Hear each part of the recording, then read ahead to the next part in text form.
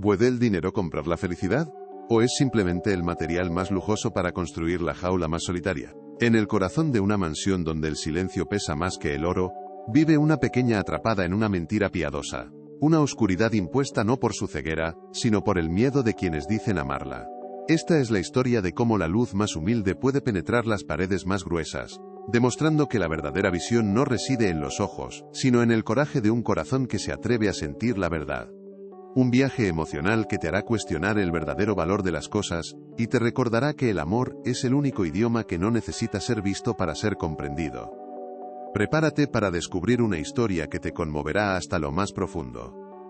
Acompáñanos a desvelar qué sucede cuando una simple empleada, armada solo con honestidad y empatía, desafía el poder de un millonario y la cruel farsa que ha construido alrededor de su propia hija.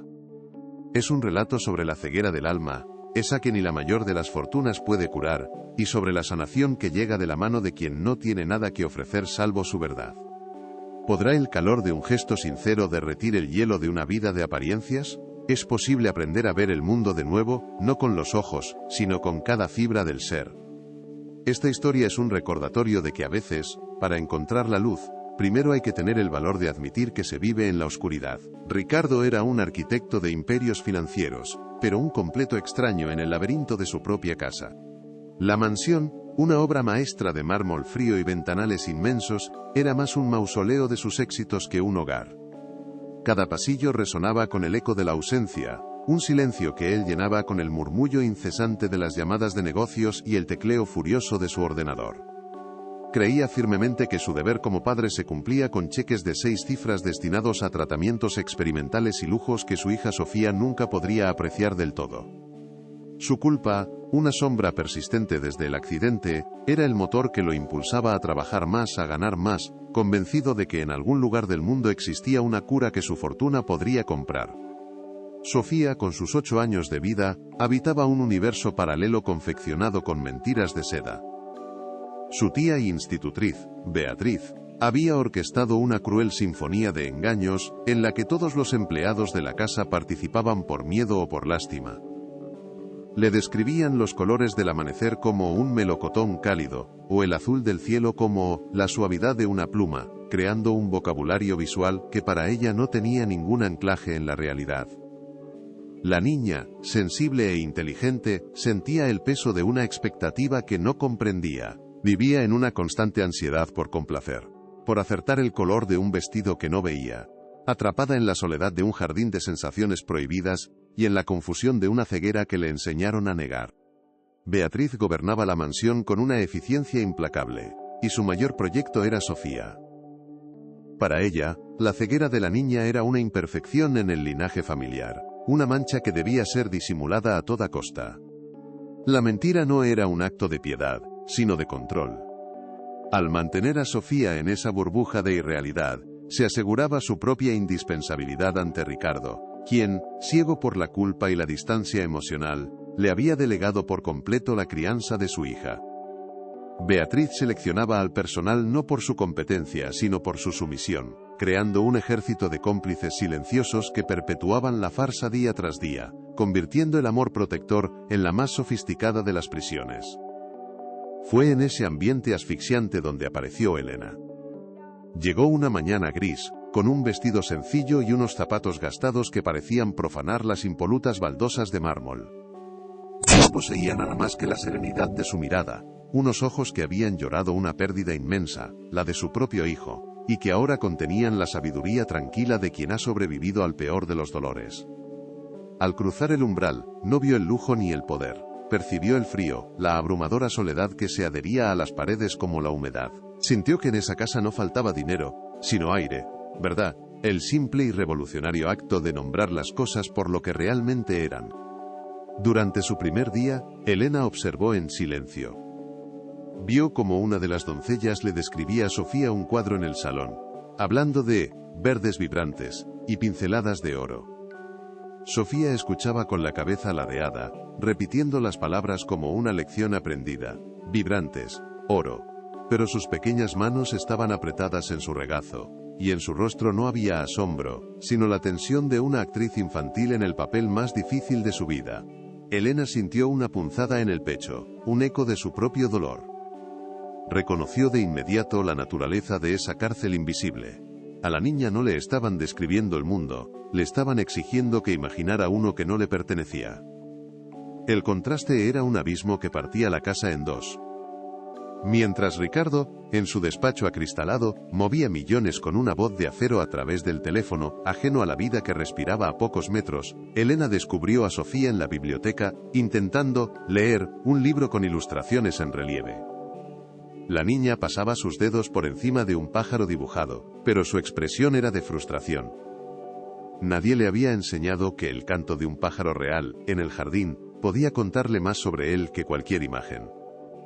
La riqueza llenaba las estancias de objetos, pero las vaciaba de experiencias. Todo era una representación, una puesta en escena tan hermosa como vacía de significado. Beatriz no tardó en citar a Elena en su estudio para adoctrinarla. Con una sonrisa gélida que no llegaba a sus ojos, le explicó las reglas especiales de la casa.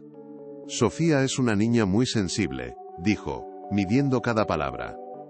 Aquí no hablamos de su limitación. Le ayudamos a ver el mundo a nuestra manera. Describimos los colores, las formas. Es nuestro pequeño juego, y es vital para su felicidad que todos participemos. Elena asintió, sin bajar la mirada. No dijo nada, pero su silencio fue una declaración. Comprendió que no la contrataban para limpiar el polvo, sino para mantener pulida la superficie de una gran mentira, y supo, en ese instante, que no podría hacerlo. Más tarde, Elena encontró a Sofía sola en el invernadero, un paraíso de cristal lleno de plantas exóticas. La niña estaba de pie junto a una orquídea de un púrpura intenso, con la mano extendida a pocos centímetros de la flor, sin atreverse a tocarla. Murmuraba para sí misma, intentando recordar la descripción que Beatriz le había dado esa mañana. «¿Es como la noche antes de que salgan las estrellas?», susurró con una voz frágil y cargada de duda. El aire estaba lleno del perfume de las flores, la humedad se sentía en la piel, pero a Sofía solo le permitían acceder al mundo a través de un guión ajeno. Su soledad era tan palpable que dolía, un grito mudo en medio de la belleza artificial. Elena se movía por la casa como un fantasma compasivo. Mientras pulía la plata o aspiraba las alfombras persas, sus sentidos estaban alerta. Escuchaba las conversaciones forzadas, veía las miradas de pánico de los otros sirvientes cuando Beatriz se acercaba, y notaba cómo el ambiente se cargaba de una tensión casi eléctrica. La casa no funcionaba con electricidad, sino con miedo. El miedo a disgustar a Beatriz, el miedo a la ira de Ricardo, el miedo a romper el frágil equilibrio que mantenía a todos en sus cómodas y desdichadas posiciones. Elena entendió que para ayudar a Sofía, primero tendría que navegar por ese campo de minas emocional, un lugar donde una palabra honesta podía ser más explosiva que una bomba. El primer rayo de luz se abrió paso una tarde en el jardín. Lejos de la mirada vigilante de Beatriz, Elena se arrodilló junto a Sofía frente a un rosal. En lugar de recitarle un poema sobre el color rojo, tomó con delicadeza la manita de la niña y la guió. Primero, le hizo sentir la suavidad casi aterciopelada de un pétalo. «Esto es ternura», le susurró. Luego, con sumo cuidado la acercó a una espina. «Y esto es el dolor que a veces protege a la belleza». Sofía contuvo la respiración, sus dedos explorando con una curiosidad que Elena no le había visto nunca.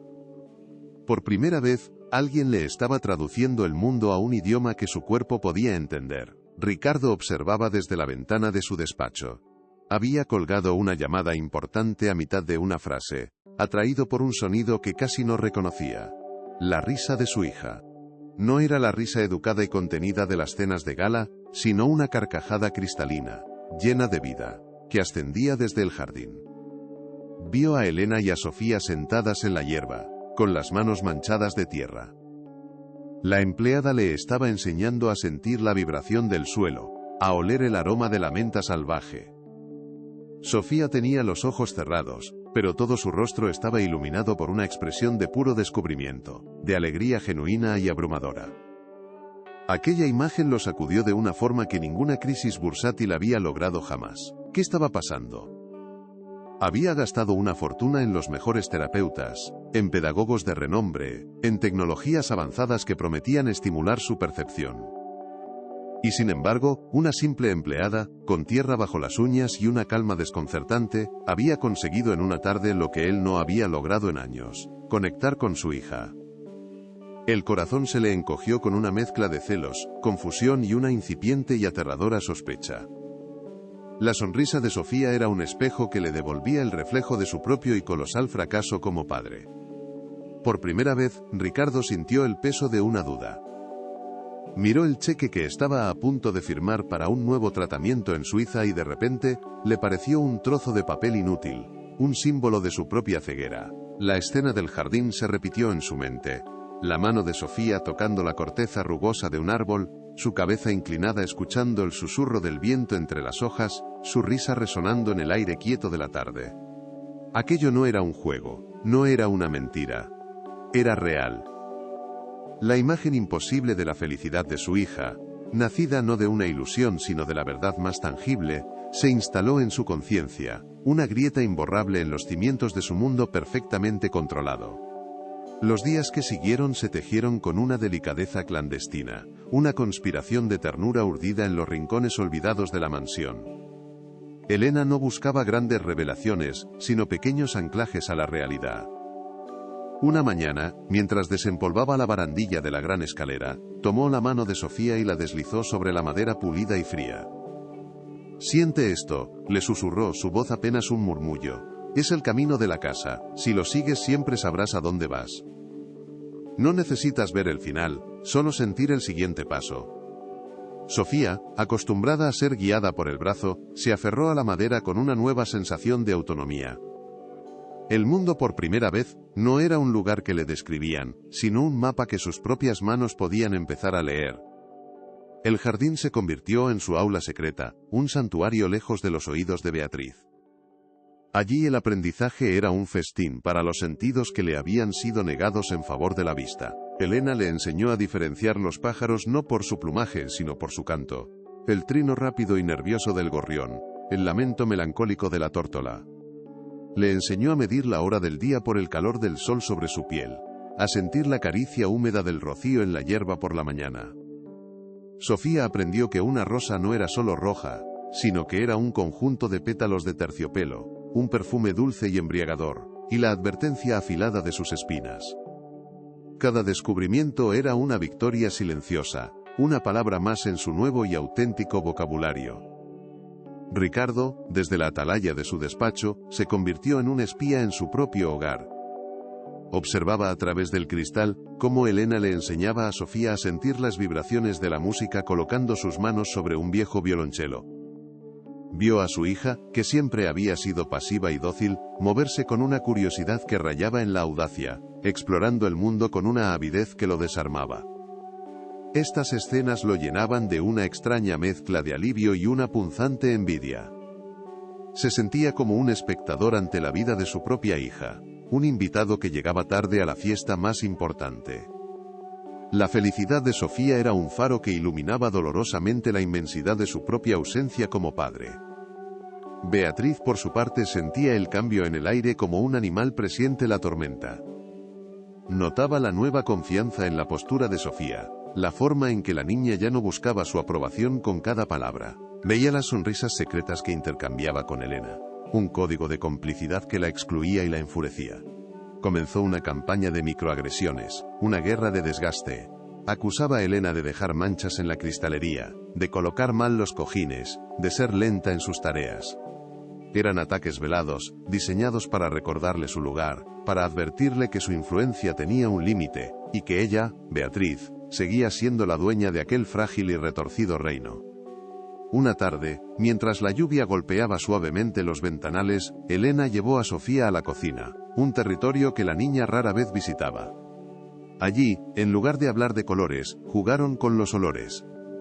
Elena abrió frascos de especias, invitando a Sofía a inhalar el aroma picante de la canela, el perfume terroso del comino, la frescura penetrante de la menta.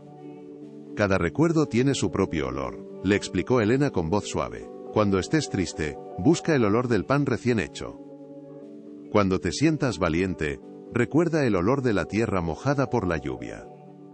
Le estaba dando a Sofía no solo experiencias, sino herramientas para navegar por el complejo océano de sus propias emociones, un arsenal de consuelos sensoriales. Ricardo encontró a su hija esa noche en la biblioteca, con un frasco de canela en la mano. Cuando le preguntó qué hacía, Sofía le respondió con una seriedad impropia de su edad: «Estoy guardando el olor de una tarde feliz». La simplicidad de aquella frase lo golpeó con la fuerza de una revelación. Se dio cuenta de que él nunca le había proporcionado a su hija un recuerdo tangible, una tarde feliz, que pudiera guardar en algún lugar más allá de una fotografía que no podía ver. Su amor se había manifestado en transferencias bancarias y contratos con especialistas, un lenguaje abstracto y frío que no dejaba ningún aroma, ninguna textura, ninguna huella en el corazón. La soledad de su paternidad se le antojó de pronto insoportable.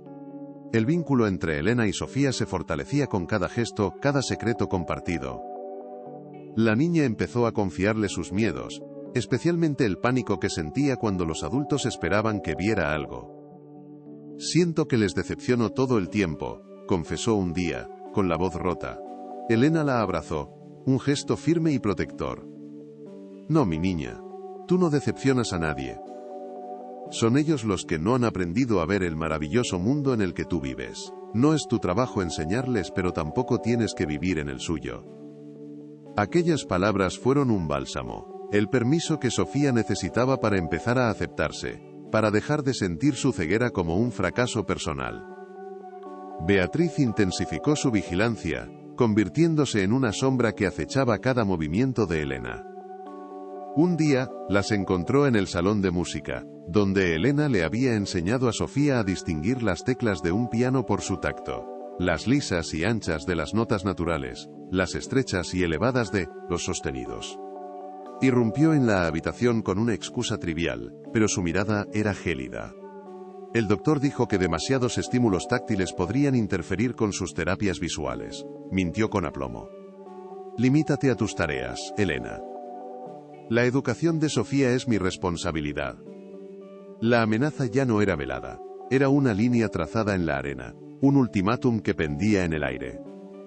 A pesar de la creciente hostilidad, Elena perseveró, movida por un amor que le recordaba al que sentía por su propio hijo perdido. Le enseñó a Sofía a leer los rostros de las personas colocando suavemente sus manos sobre sus mejillas, sintiendo la tensión de una mandíbula apretada o la curva de una sonrisa. Fue un acto de una intimidad y una valentía sobrecogedoras. Cuando Sofía tocó el rostro de Elena por primera vez, sus deditos trazaron las líneas de una tristeza antigua, pero también la suavidad de una calma profunda. «Tus ojos sonríen, aunque tu boca no lo haga», susurró la niña, demostrando una percepción más aguda que la de cualquier persona vidente en aquella casa. Ricardo, ajeno a la confrontación directa, solo percibía los resultados. Notaba que Sofía ya no tenía pesadillas tan a menudo. La escuchaba tararear mientras caminaba por los pasillos, apoyando una mano en la pared para guiarse, con una seguridad que nunca antes había mostrado. Su hija estaba floreciendo en la sombra, y la jardinera era esa mujer silenciosa y enigmática a la que apenas le había dirigido la palabra. Empezó a cuestionar todo lo que había dado por sentado: la infalibilidad de Beatriz, la eficacia de los costosos tratamientos, la propia definición de ver. Su mundo, antes sólido y predecible como el acero, comenzaba a mostrar fisuras, grietas, por las que se colaba una luz incómoda y reveladora. La transformación de Sofía era sutil pero imparable. Un día, durante el almuerzo, uno de los sirvientes derramó accidentalmente un vaso de agua. Antes, un incidente así habría provocado en la niña un respingo de miedo y confusión. Sin embargo, esta vez, Sofía se mantuvo tranquila. «No pasa nada», dijo con una voz clara, «solo es agua. El sonido me ha dicho exactamente dónde ha caído». Todos en la mesa se quedaron en silencio, sorprendidos por su serenidad y su lógica. Beatriz la miró con furia contenida, mientras que Ricardo sintió una oleada de orgullo tan intensa que casi lo ahoga. Era una pequeña prueba de que su hija no estaba rota, solo estaba aprendiendo a usar un conjunto diferente de herramientas. Elena nunca se atribuyó el mérito. Actuaba con la humildad de quien simplemente está regando una planta que ya contenía en sí misma el potencial de crecer. Su papel no era el de una salvadora sino el de una traductora, Traducía el lenguaje del mundo visible al idioma del tacto, el sonido y el olfato. Le estaba devolviendo a Sofía su propia realidad, un derecho que le habían robado en nombre de una protección malentendida. Cada día, le entregaba una pieza más del puzzle de su propia identidad, permitiéndole construir una imagen de sí misma que no dependía de la aprobación ni de las expectativas de los demás. Su mayor regalo no era el conocimiento, sino la libertad. La tensión en la mansión se podía cortar con un cuchillo. El personal estaba dividido. Algunos, conmovidos por el cambio en Sofía, admiraban en secreto a Elena, y la ayudaban con pequeños gestos de solidaridad.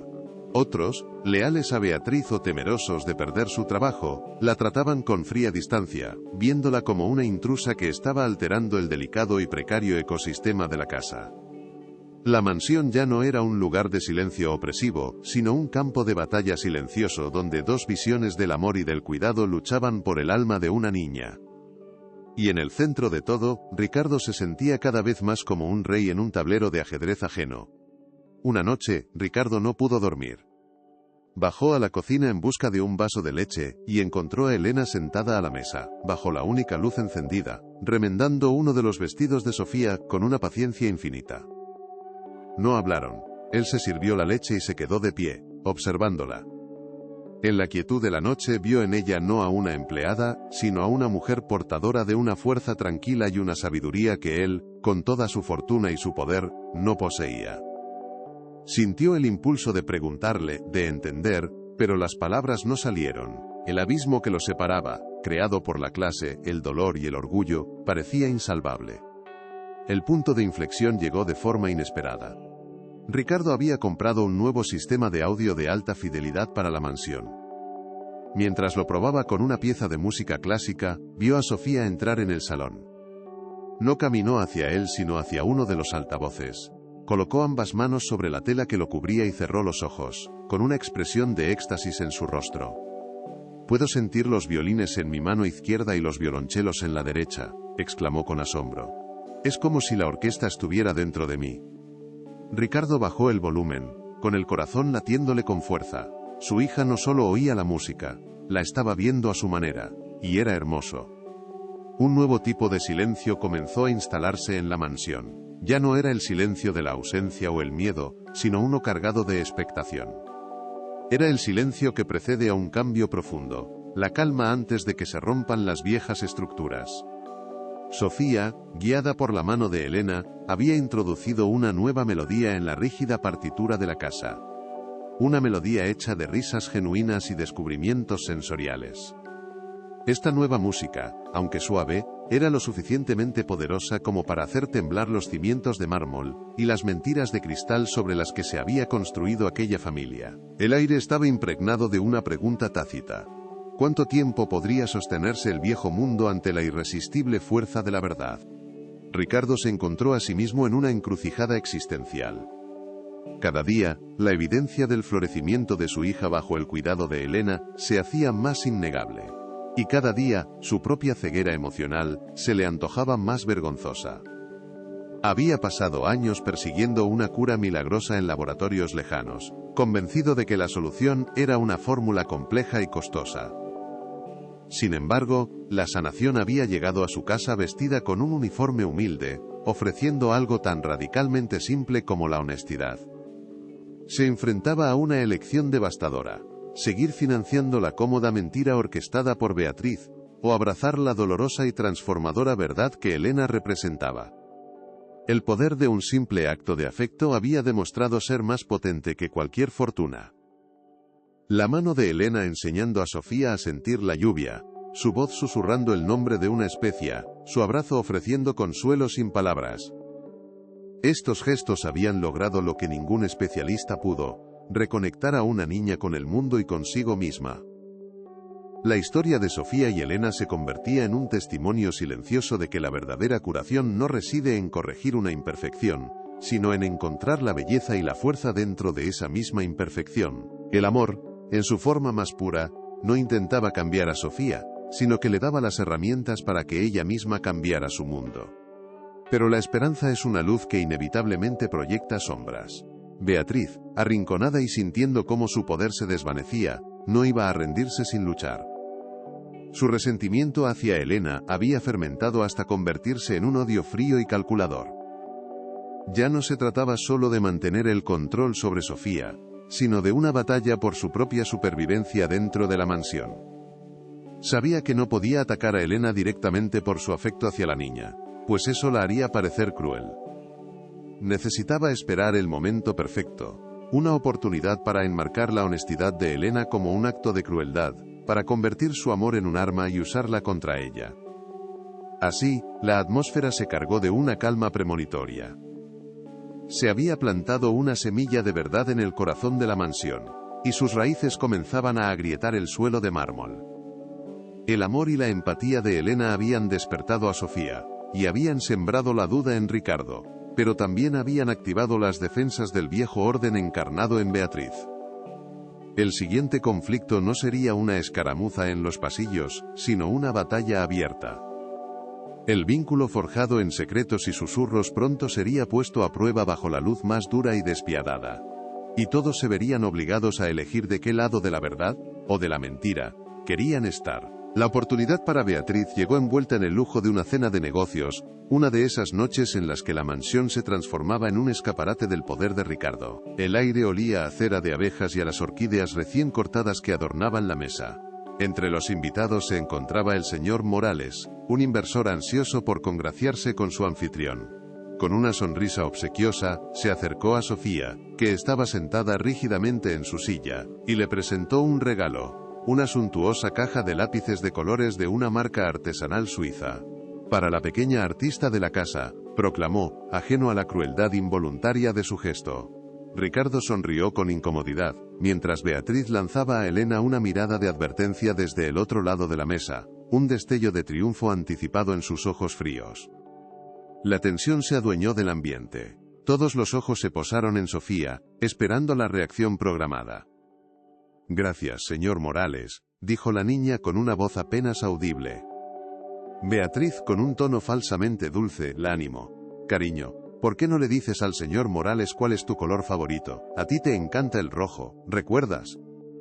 Sofía apretó las manos sobre su regazo, sus nudillos blancos. Podía sentir el calor de las miradas, la expectativa colectiva pesando sobre ella como una losa.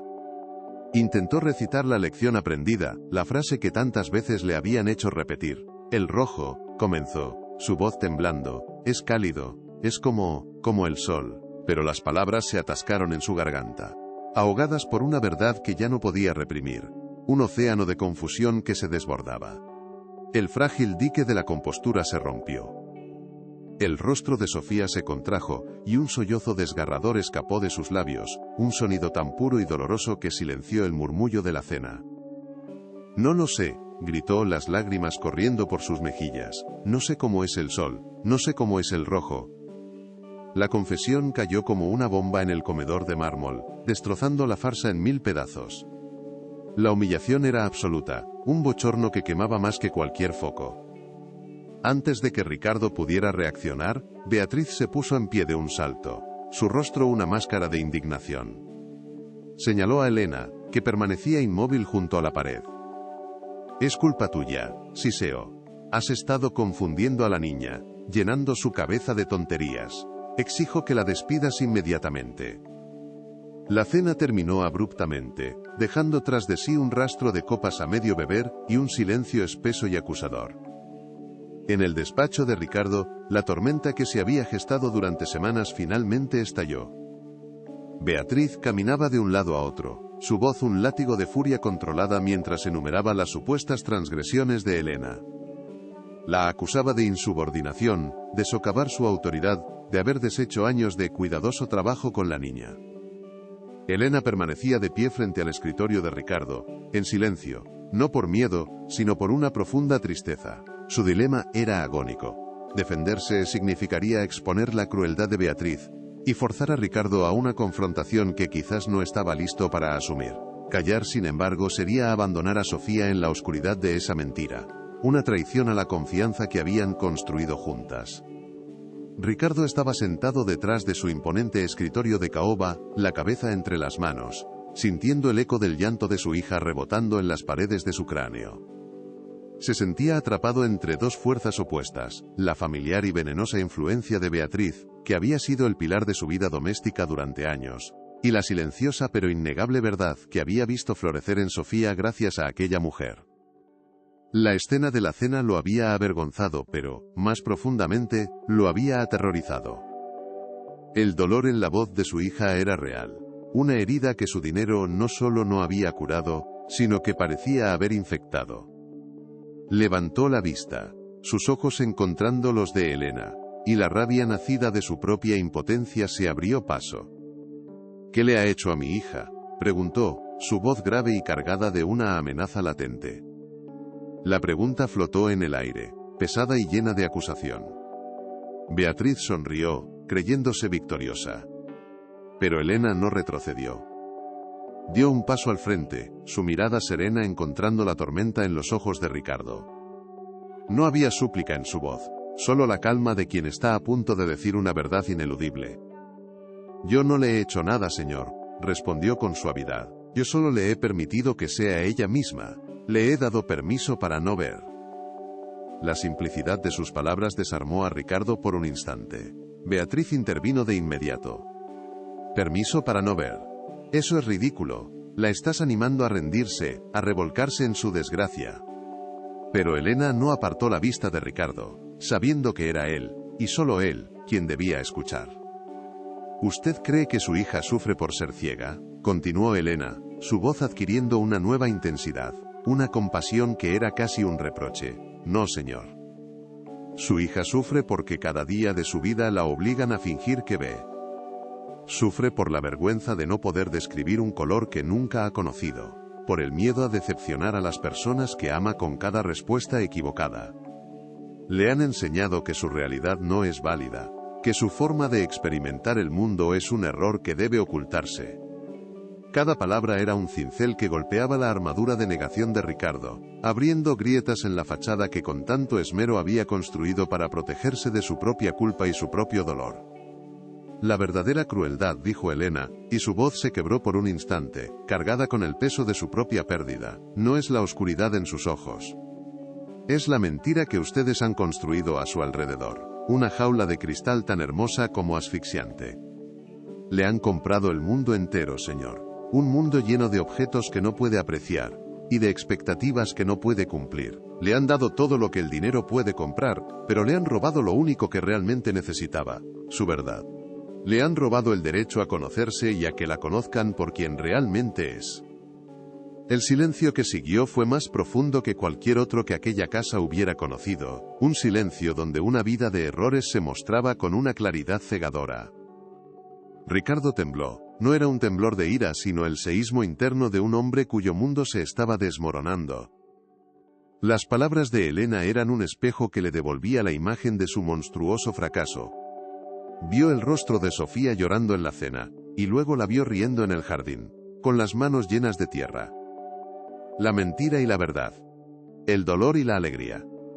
Comprendió de golpe que su fortuna no había sido un instrumento de sanación, sino el arma con la que había herido a su hija más profundamente. Había estado tan ciego como ella, o más.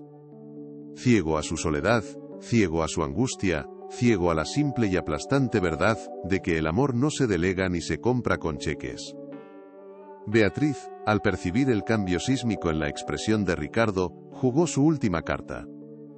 Se acercó a él, poniendo una mano sobre su hombro con una familiaridad posesiva. «Ricardo», dijo, su voz un susurro afilado, «¿a quién vas a creer? ¿A esta extraña? ¿A una simple sirvienta que apenas conocemos? ¿O a mí, a tu familia, que he dedicado mi vida a proteger a Sofía?» La pregunta quedó suspendida en el aire cargado del despacho. Ricardo levantó la cabeza lentamente. Su mirada pasó del rostro furioso y expectante de Beatriz a la calma doliente pero firme de Elena. En ese instante, no era un magnate decidiendo el destino de una empleada. Era un padre en la encrucijada más importante de su vida, obligado a elegir entre la prisión cómoda del pasado y el aterrador y liberador abismo de la verdad. Ricardo se quedó inmóvil, suspendido en el abismo que se abría entre la acusación de Beatriz y la serena verdad de Elena. Las palabras de la empleada resonaban en el despacho, no como un ataque, sino como el eco de su propia conciencia, una voz que había ignorado durante años. Vio el rostro de su hija en su mente, no el rostro sereno de las fotografías, sino el rostro contraído por el llanto en la cena, una máscara de pura angustia. Y luego, como un relámpago, recordó la risa cristalina en el jardín, una risa que había nacido del simple contacto con la tierra. Dos imágenes, dos mundos, dos Sofías. Una era la muñeca de porcelana que exhibía con orgullo, la otra era una niña que florecía en secreto. En ese instante demoledor, comprendió que la pregunta de Beatriz no era sobre a quién creer, sino sobre en qué mundo quería que su hija viviera. Con una lentitud que pareció durar una eternidad, Ricardo se levantó, no miró a Elena, sino que clavó sus ojos en Beatriz. Su voz, cuando finalmente habló, no contenía la furia que ella esperaba, sino el peso de una profunda y amarga desolación. «Se acabó, Beatriz», dijo. Y las tres palabras cayeron como losas de mármol en el silencio. La máscara de suficiencia de Beatriz se resquebrajó, revelando una incredulidad que rápidamente se transformó en pánico. «¿Qué dices? Ricardo, no puedes estar hablando en serio. Después de todo lo que he hecho por ti, por esta familia». Pero sus palabras ya no encontraban eco en él. Ricardo había cruzado un umbral invisible, y ya no había vuelta atrás. Estaba desmantelando la mentira. Y ella era la primera piedra que debía remover. Beatriz intentó un último y desesperado asalto, aferrándose a su brazo con una fuerza sorprendente. «Es una nadie, una criada que te ha llenado la cabeza de sentimentalismos absurdos. ¿Vas a destruir todo lo que hemos construido por ella? ¿Por una niña que nunca será normal?». La palabra normal fue el golpe final. Ricardo se soltó de su agarre con una calma helada. «Tú y yo tenemos una definición muy distinta de lo que es normal», replicó, su voz cortante. «Mi hija no es un proyecto que deba ser perfeccionado ni una vergüenza que deba ser ocultada. Es una niña. Y yo le he fallado. Todos le hemos fallado. Pero eso se termina esta noche». La miró por última vez, no con odio, sino con una lástima distante, como si mirara a una extraña. Se giró entonces hacia Elena, y por primera vez la vio de verdad. Vio la dignidad en su postura, la profunda compasión en sus ojos, la fuerza silenciosa de quien ha sobrevivido al dolor sin volverse amarga. Una oleada de vergüenza lo recorrió. Él, el hombre que movía imperios, se sentía como un niño frente a la inmensa sabiduría de aquella mujer. No sabía por dónde empezar, cómo reparar el daño de tantos años. «¿Qué hago?», preguntó, y la pregunta no era la de un jefe a una empleada, sino la de un hombre perdido buscando un faro en la oscuridad. ¿Cómo la ayudo?». Su voz se quebró, despojada de toda su arrogancia, revelando al padre aterrorizado y arrepentido que se escondía debajo de las capas de poder y riqueza. Elena no ofreció soluciones fáciles ni palabras de consuelo vacías. Su respuesta fue tan simple y tan profundamente retadora como sus acciones. «Hable con ella», dijo con suavidad, «pero no le hable de lo que usted ve. Pídale que le enseñe a sentir lo que ella siente. Pídale que le describa el mundo con sus palabras, no con las nuestras. No necesita un médico que le cure los ojos, señor. Necesita un padre que le tome la mano y tenga el valor de caminar a su lado en la oscuridad, sin intentar encender una luz que la ciega aún más». Aquellas palabras no eran una simple instrucción, eran una hoja de ruta para reconstruir un alma, la suya propia y la de su hija. Un camino que no se recorría con dinero, sino con la moneda más valiosa de todas, la presencia y la vulnerabilidad. La decisión final fue ejecutada sin drama, pero con una firmeza irrevocable. Ricardo llamó al jefe de seguridad y dio la orden de que Beatriz recogiera sus pertenencias y abandonara la mansión esa misma noche. No hubo más discusiones ni reproches. La salida de Beatriz fue el símbolo tangible del derrumbe de un régimen, el fin de una era de susurros y apariencias. Mientras ella se marchaba, lanzando una última mirada cargada de desprecio, la casa pareció exhalar un suspiro contenido durante años. El aire se sentía más ligero, el silencio ya no era opresivo sino un lienzo en blanco esperando ser llenado con nuevos sonidos, con nuevas verdades. Ricardo se quedó solo en el despacho, rodeado de los trofeos de una vida que de repente le parecía vacía y ajena. El siguiente paso fue el más difícil de su vida. Subió las escaleras, cada peldaño un recordatorio de las innumerables veces que había pasado por allí sin detenerse realmente. Encontró a Sofía en su habitación, sentada en el suelo, abrazando sus rodillas. No lloraba, pero su pequeño cuerpo estaba tenso por el dolor contenido. Ricardo se arrodilló a su lado, un gesto que le resultó extraño, desacostumbrado. El mármol estaba frío bajo sus rodillas. No sabía qué decir, cómo empezar a deshacer el nudo de años de distancia. Simplemente, se quedó allí, en silencio, compartiendo su espacio, su dolor, respirando el mismo aire cargado de tristeza. Por primera vez, no intentaba arreglar nada. Solo estaba presente. Finalmente, las palabras brotaron, torpes y quebradas. «Sofía», comenzó, su voz un susurro ronco. «Perdóname». La palabra pareció absorber todo el oxígeno de la habitación. «Te he fallado. He sido un cobarde. He tenido tanto miedo de tu oscuridad que no me di cuenta de que te estaba encerrando en una peor. He sido ciego, mi niña, mucho más ciego que tú». Extendió una mano temblorosa y, con una delicadeza infinita, la posó sobre el pelo de su hija. No esperaba una respuesta, no la merecía. Solo necesitaba que ella supiera que la farsa había terminado, que el padre ausente había regresado a casa, aunque fuera con el corazón hecho pedazos y las manos vacías de todo excepto de arrepentimiento. Sofía levantó la cabeza lentamente. Sus ojos, que no veían, parecieron mirar directamente a través de él. No había rencor en su rostro, solo una inmensa y antigua tristeza. Tomó la gran mano de su padre entre las suyas, explorando con sus dedos las líneas y los callos, aprendiendo su forma como si fuera la primera vez. Luego, con un movimiento que contenía toda la sabiduría que le habían robado, llevó la mano de Ricardo a su propia mejilla húmeda. «Así se siente la tristeza, papá», susurró, su voz infantil cargada de una madurez dolorosa. «Es como la lluvia tibia. Pero no moja por fuera, moja por dentro». En ese instante, el arquitecto de imperio se derrumbó, y el padre renació entre las ruinas. La catarsis fue un torrente silencioso de lágrimas compartidas. No hicieron falta más palabras.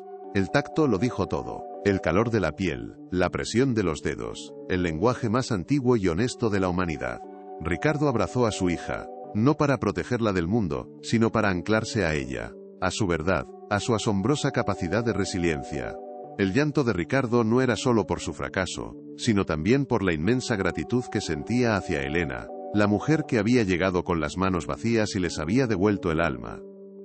En el silencio de aquella habitación, en el abrazo de un padre y una hija que por fin se encontraban, la mansión dejó de ser un mausoleo para empezar a convertirse, muy lentamente, en un hogar. Los meses que siguieron fueron una sinfonía de redescubrimiento. La mansión, antes un templo del silencio, se llenó de vida. La música clásica ya no sonaba solo en altavoces de alta fidelidad, sino que vibraba desde el viejo piano del salón, donde las manos de Ricardo y Sofía aprendían juntas a encontrar las melodías a través del tacto. Los pasillos, antes desiertos, ahora resonaban con el suave golpeteo del bastón de Sofía y las risas que nacían de juegos nuevos. Adivinar especias por su olor en la cocina, o identificar los árboles del jardín por la rugosidad de su corteza. Elena, ahora convertida en la institutriz y confidente de Sofía, guiaba este renacimiento con su calma habitual, siendo el faro que ambos necesitaban para navegar por este nuevo y maravilloso territorio sensorial. Ricardo transformó su vida con la misma determinación con la que antes había construido su fortuna. Vendió acciones, delegó responsabilidades y redujo sus viajes al mínimo. Su despacho, antes el centro neurálgico de su existencia, se convirtió en un lugar secundario.